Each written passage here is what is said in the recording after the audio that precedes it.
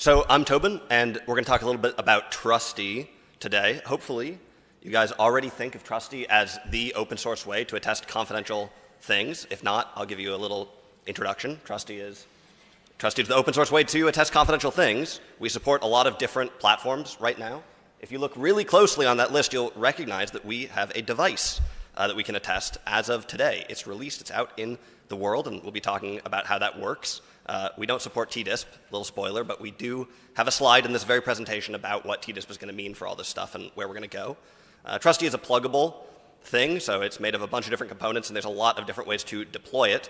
But you can see right now, we've done a lot of cleanup for just usability and such, and you can test out Trustee today by just doing git clone and Docker compose up. You don't even need confidential hardware necessarily to test it out. We have sample backend, so you can go and try it or test it or do whatever you want. And then also, you probably can't really read this graph, but it is giving us how much time it takes to get your PR reviewed in the Trustee community. And we're pretty fast. If you go and raise an issue or open a PR, I personally will probably respond to it relatively quickly. So we invite you to do that. We have documentation here as well. So this talk is actually a little bit of a continuation of my presentation at LPC last year, where I had to talk really fast because I had too many topics and tried to rush through like a lot of content. So this year, I've reduced the agenda significantly. No, actually, we're only gonna talk about the first thing from each column, unfortunately. But I will give you a quick run through of just some of the things that we have done in the last year, which is considerable, and also some of the things that we might do in the next year. And if anybody wants to derail the presentation completely, feel free to ask about any of these topics, or we can talk about them afterwards too, and we can talk about them. But I think device attestation and identity is maybe going to be the most interesting stuff. Anyway, so at LPC, I talked about two things that we were planning on doing. One of them was ear support, and the other one was multi-device attestation. And I'm proud to announce that we did both of them. We actually did something, and these are both now released. They're out in the world. And those two go together, actually, in a way that you're going to see in the upcoming slides. We also have a really powerful feature called plaintext init data, which basically is a way that you can configure your enclaves and that you can send configuration data that's measured, but also generic. And great feature, but we don't really have time to get into all the details. The ARM local verifier support, I think, is particularly significant because the author of the PR is here today. We also have new integration tests.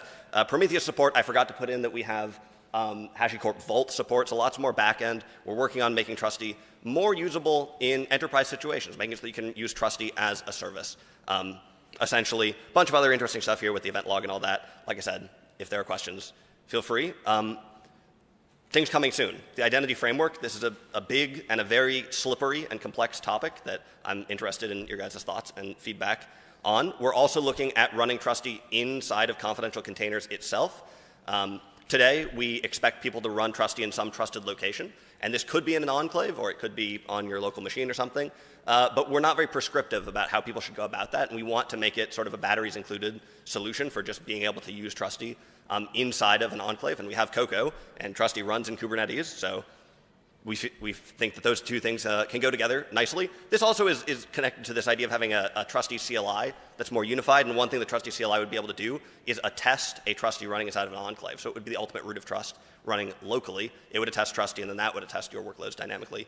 Going forwards, we have a bunch of things planned to improve how the reference values work. We have some stuff, again, more enterprise support, pluggable admin backend so that we can support stuff like OAuth for being able to configure Trustee. We also have some interesting considerations around having a major release of the KBS protocol itself, and we're trying to figure out how to balance adding new features and making that a really stable protocol and not annoying people with having different versions of the protocol that are not compatible. Anyway, a bunch of other stuff here, but let's get to the fun stuff.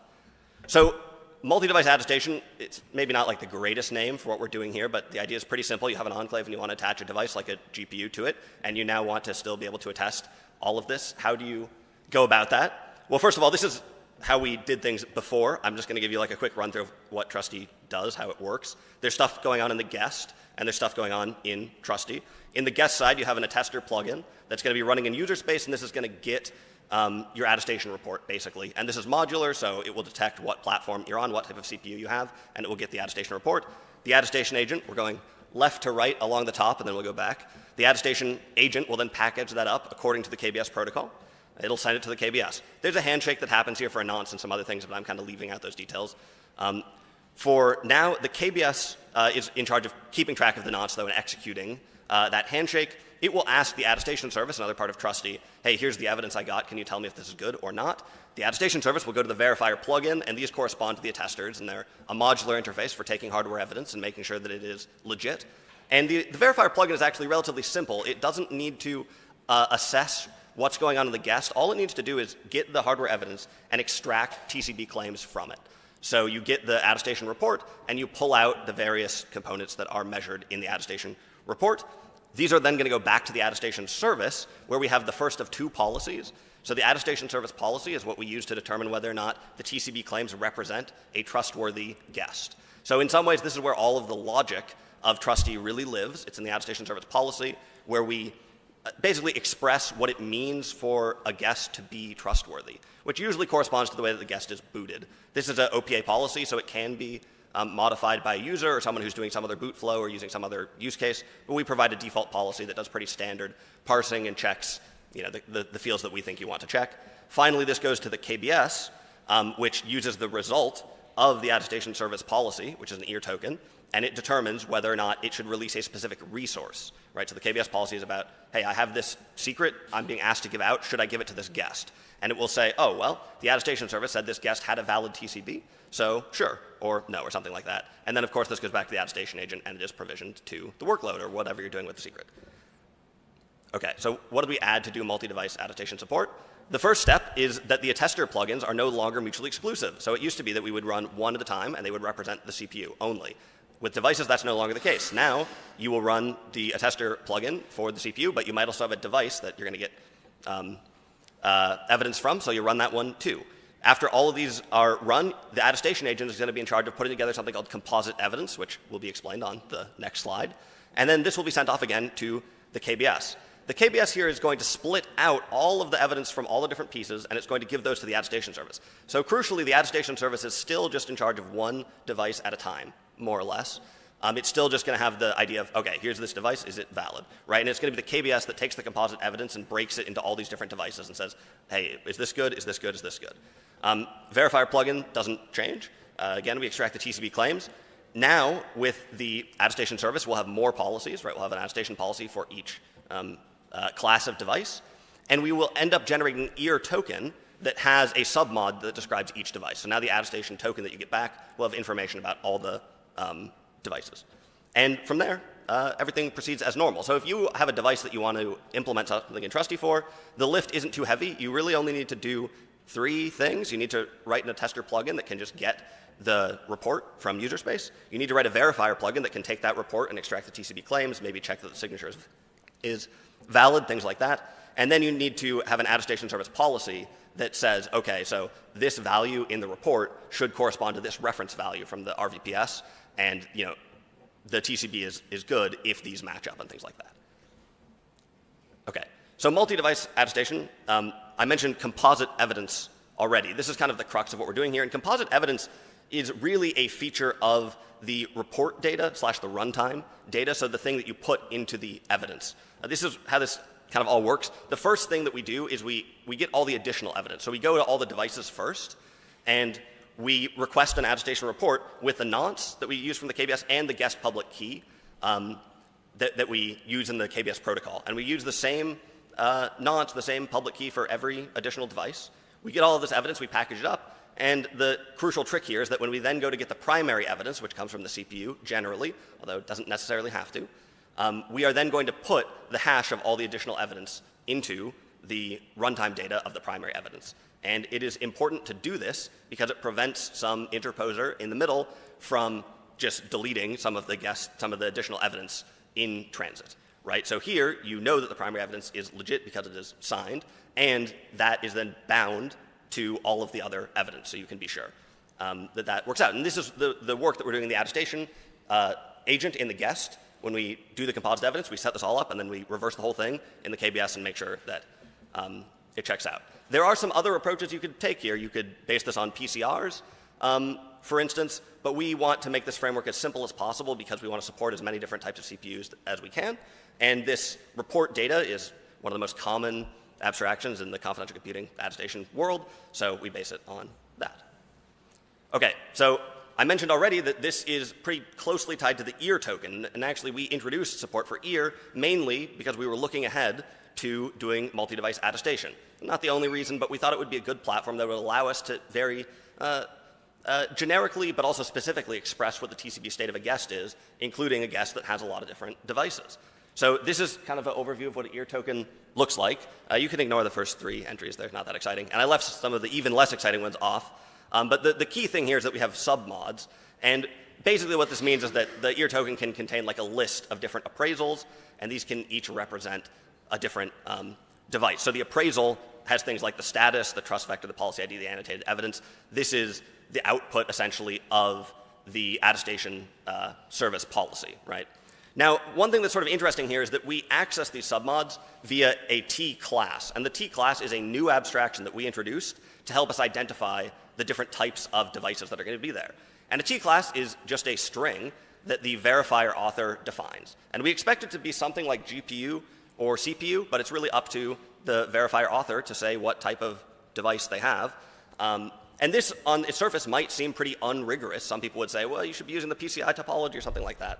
But this is actually kind of unrigorous by design in a way, because we want this to be as simple as possible for people who are consuming the ear token. So we want people to get the token and it just says like, hey, here's the evidence for CPU 0. Here's the evidence for CPU, or well, for GPU 0. Maybe there's a GPU 1, GPU 2, right? So these submods are the T class and also the index. So how many of that particular T class there are in the guest. And this means that we can, like I said, write policies that are pretty straightforward.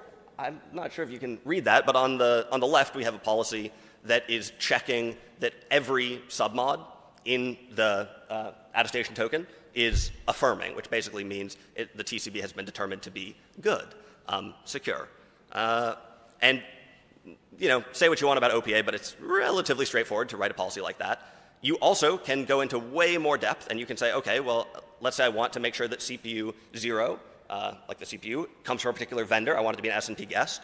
Or, hey, I want to make sure that I have a GPU, so just check that GPU 0 exists. I don't really care what type it is. Or maybe you do care what type it is. Check that GPU 0 has a T-type of whatever, and make sure that it's a GPU coming from a specific manufacturer. Or you can go all the way down and access the actual TCB claims and check really anything you want to. But like I said, we wanted this to be as simple as possible. Okay, so like I said, we don't support TDISP yet, but what changes when we get there? Well, TDISP is mainly going to be relevant because TDISP is mainly going to be tricky and interesting here because with TDISP, we can hot plug devices and we can add devices to the TCB at runtime, which from an attestation perspective is not very fun. But the basic idea in the kernel land, I think, is already kind of out there, which is that the kernel will be able to ask user space at bind time for this device, hey, this device is being added to the TCB, is it okay? Now, there's been a little bit of an open question here about what this user space thing is going to be, and some people have proposed something called the TDM, Trusted Device Manager, that would be running in user space, but there's been no code, as far as I know, for any of this. We have, I think, a somewhat clever idea here, which is to use Trustee actually inside of the guest as well when we're doing hot plug. And you could have Trustee still running remotely to have your secrets in some remote place. It'll still do a remote attestation, but you can also run a second Trustee inside of the guest. And Trustee is both a binary, but it's also a Rust crate. So we can use that crate to implement a different front end that has the kernel API. Whenever the kernel API shows up, we can implement a front end for Trustee that the kernel can talk to, and we can map that that API from the kernel onto the existing Trustee stuff. And there is still some questions about what kind of checks do you want to do at bind time versus the kind of checks that you want to do when you're requesting a secret. Those are two sort of different phases, I guess you could say. And that is still an open question, but if we are running two Trustees like this, we would be able to do basically anything you want. So if you want to have really rigorous checks at bind time and not really care as much when you do remote attestation, that's fine. Vice versa works as well, or whatever. So we think this will be pretty flexible. I think this is the last slide about devices. Oh, let me say again, so we have, we've released the multi-device framework now. It's out there in the world. It's in the latest Cocoa releases. And we support one device, which is the most popular accelerator right now, which is the Hygon DCU. We also are working on some devices from NVIDIA, and we have a couple of PRs out right now. There's 3 different approaches to attest the NVIDIA devices with this, and we have PRs for 2 of them, and we would expect those to be maybe in the next Cocoa release, definitely in the Cocoa release after that. So things are coming down the pipe. Like I said, I think this is the last of the device slide, so before we get to the identity, does anybody have any questions about this? Okay, so let's talk about the identity framework. This is the slightly more abstract section of the talk because this is the part we have not figured out exactly how to do yet. Today, though, you can implement identity type stuff in Trustee today using this feature, the init data. I alluded to this already, really powerful feature, plain text init data, allows you to do any kind of configuration you want, implement lots of logic there. You can implement identity mechanisms like this, but when you do this, the user basically has to figure out how this is going to work. And again, Trustee is something that we want to be very easy to use, and we want it to be, designed for the average user or something like that. So we don't really want to be forcing people to figure it out on their own. Instead, we probably want to come up with a batteries included generic identity framework. Probably. But it's also possible that identity management is actually kind of not in scope of attestation. That's an interesting question that maybe we'll answer in the coming slides. First of all, I want to give you an example of something that isn't going to work. And I've seen people try to do this. I think identity is probably the most subtle part conceptually of confidential computing, maybe. And it has confused myself a lot and a lot of other people too. So one thing that some people try to do is they say, okay, I have 2 guests. I've got guest A and guest B. They could be called whatever, but I've got guest A and I've got guest B. And I've got secret A and I've got secret B in the KBS. And guest A is supposed to get secret A. But guest A and guest B have the same TCB, right? You boot them up, they're the same. They use the same image, they look the same. In this case, you cannot create a confidential identity for these 2 different guests that's different because they have the same TCB, right? I think that's maybe somewhat obvious, but it's a good step into thinking through this is to realize that setting up confidential identity means differentiating the TCB in some way, right? So you're going to need to put something in the init data or some sort of configuration, measured configuration change to your guests that will mean that they're actually different from the point of view of Trustee. Now, it is true that a guest might be able to generate its own key pair inside of the guest or something like that, and you might be able to put that into the report data. But what you put into the report data, you can generate a lot of different reports inside the guest with different report data, and that doesn't necessarily prove to Trustee who you are. So here's something that could work, and this is an approach that some people have tried. Here, we're going to modify the way we boot our guests so that we use the init data, the host data, to put a unique ID in it, like a UUID, right? This is very tempting, but there are some tricky things about this. The first thing that I want to mention here, I put it in bold, so I guess it's important. Identity can't exist without some a priori information, right? So there's a distinction between an ID in a guest, like you put in the init data a string that's called ID. That's your ID, but that's not your identity, right? Identity really is a bigger concept. If you, I'm going to the airport tomorrow, hopefully I can get there and such, and when they ask me for my passport number, if I give them my passport number, that number on its own is not meaningful. It's just a random string of stuff, right? Identity is a more deep concept that encompasses the database they have of all the passports or something, right? It's the system that goes behind it, right? And what I'm talking about this is because if you just have a UUID, if you just have some random number, it basically implies that somewhere you're going to be doing a lot of work to keep track of these things, right? There's going to be a lot of state needed to figure out what UUID is which ones are supposed to run when. And let me give you a very simple example where something like this gets very sort of hard to reason about very quickly. You've got UUID A and UUID B. Okay, that's great. They are different, so you can differentiate that. But what happens if the cloud provider starts 15 guest A's? You now have 15 UUID A's, right? Because you're trusting that information comes from the guest. And if you want to enforce this invariant, it's now a lot of work to have your attester be keeping track of well, wait a minute, we already used this UUID once, don't let it show up again or something like that. That is a lot of state to maintain. And this is one of the reasons why I ask, is attestation, or is identity management really within the scope of attestation? So anyway, the point is that using like a unique ID like this, I might not recommend it. Everyone I've seen try to do this, we've sort of just ended up kind of confused when we've been talking about it. So what's an alternative to something like this? One thing you can do is to have more descriptive identities, right? So you could, instead of just having like a UID, you could have an identity that says, hey, this is workload whatever, and workload A and workload B aren't a very good example here. Something better is to think about like a spiffy ID. And if you've ever seen one of those, it could be something like, hey, the ID of this workload is like, hey, it's a Kubernetes workload, it's in this cluster or whatever, it's on this node, and it's running this container or something, and that's your ID. And it's way more descriptive. And you can kind of do a little bit of math here where it's like, well, if there's more information in the ID itself, there's going to be like less stuff that we need to do in the back end in some ways to keep track of all of that. But you might need to do something to verify that all of these properties that are carried within the ID are actually legit.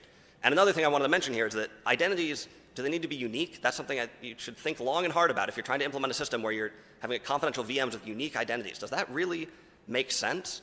Spiffy IDs are supposed to be unique, by the way, but they kind of don't really have to be in some sense. Like, do you care so much that it's like, this guest is my guest? I hear people saying that a lot. Like, I want to make sure that this is my VM. Or do you care about this VM has these properties? So let me just quickly run through how we could do something like a spiffy integration in confidential containers or with Trustee or whatever in a VM.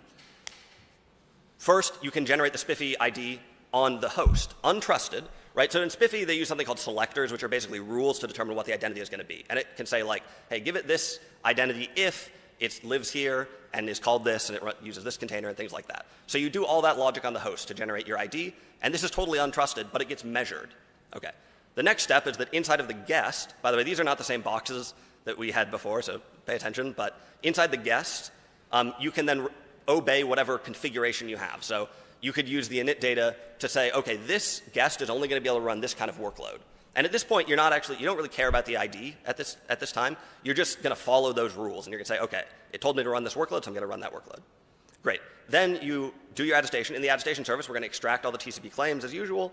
And then the KBS, where we start caring about what the workload is going to do a validation step where it looks at all the selectors. And it's basically going to have a corresponding step that happened on the host, where it said, okay, this selector says that this ID is going to be generated here. You are now in the KBS going to say, okay, I have the TCP claims and I have the ID, and I'm going to match these up, and I'm going to say, this guest is running this image. So is it allowed to have this ID, right? You go through, again, a step for each of these selectors, and you validate that the ID is legit. And by the way, there are certain things that you might not be able to validate from inside the guest. Like if you have a selector for the IP address of the workload, you may have difficulty verifying the IP address of the workload from inside the guest because it could be changed on the host, right? So some of these selectors are not going to be able to be verified, but some of them will be able to. You can generate a spiffy ID then, or you can validate the spiffy ID is legit, and then you can pass that to your resource plugin or whatever and say, hey, here's my ID, give me these secrets and such, and it can determine whether or not that's allowed. So, spiffy is usually talked about in the case of Spire, and Spire actually doesn't fit with like the Cocoa architecture or the Trustee architecture very well at all. But like the spiffy thing, and in general, this concept of like a descriptive identity is very promising. And it's likely that we will implement something like this, but we're trying to figure out exactly how to map all of these pieces into the right place. I think that's it. Any questions? Well, you can clap first. Let's do that.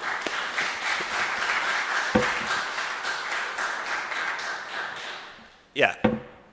David? So, you're talking about identity. Architectures like SMP support identity blocks. Do those have any impact?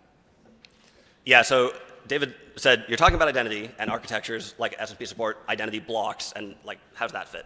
I think that in this case, the ID block kind of has the same properties as the init data that I was mentioning, because the contents of the ID block are provided by the host, basically. And so it's a similar kind of situation. Okay, yeah. I think that checks out. Let me ask you this, though. So if I've got two, like, let's say that I'm a host, and there is, guest owner says, okay, here's my guests. I have 10 of them or whatever, and here's the ID blocks. Is the host able to switch those around or use one multiple times or something like that? There's a measurement in there that has to match, but if the measurement matches, Okay, okay. So, yeah, that's interesting. The properties are a little different. There is still, I think, a lot of caution you need to take, and ultimately because you probably need to be binding that ID block to the TCB anyway, right, to get the measurement that you're talking about to match up, right? If you don't do that, then you can kind of play like the shell game a little bit with these things. So you probably, to use the ID block safely, you probably want to differentiate the evidence, or the TCB anyway inside the guest, and that probably leads us to a lot of the similar kind of things, but it's sort of debatable, and it depends if you need certain invariants, like I only want one of these at a time, or something like that. If you don't care that maybe you could use the same ID block multiple times, then maybe this is a better fit. So, yeah.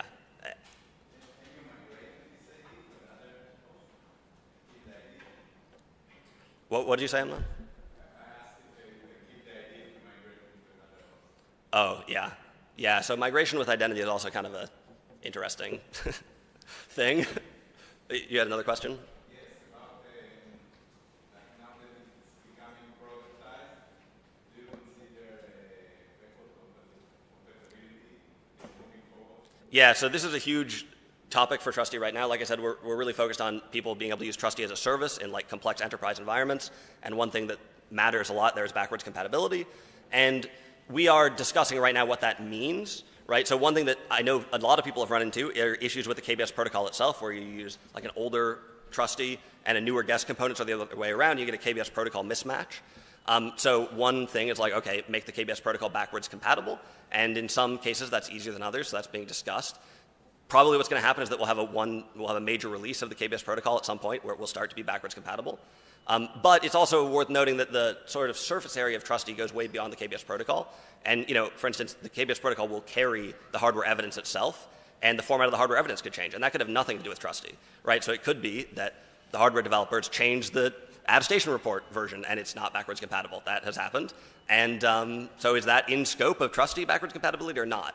And then if we change the way that the policy format needs to work a little bit, does that count or not? So we are still trying to understand like exactly what that means, but it is top of mind. Okay, we have one more minute, I guess, if anybody else has any out there. Yeah?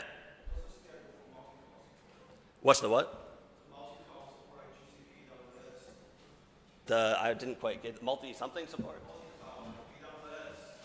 Oh yeah, okay. So Trustee is already sort of designed to work all over the place. But one thing that's interesting when you go to different clouds is that often different clouds are kind of like using different hardware platforms themselves, right? So like they will have different ways of doing attestation. And for instance, on Azure, you have the VTPM stuff. So we have support, for instance, for the Azure VTPM stuff in Trustee already. And depending on exactly what a cloud how it works and how different their environment is and their attestation protocol is, you may be able to use it out of the box. Just using the generic like bare metal attester, or you may need a specific attester and verifier combo for specific environments. But yeah, we've got support for a couple places already, and we're planning to expand that. Okay, thanks everybody.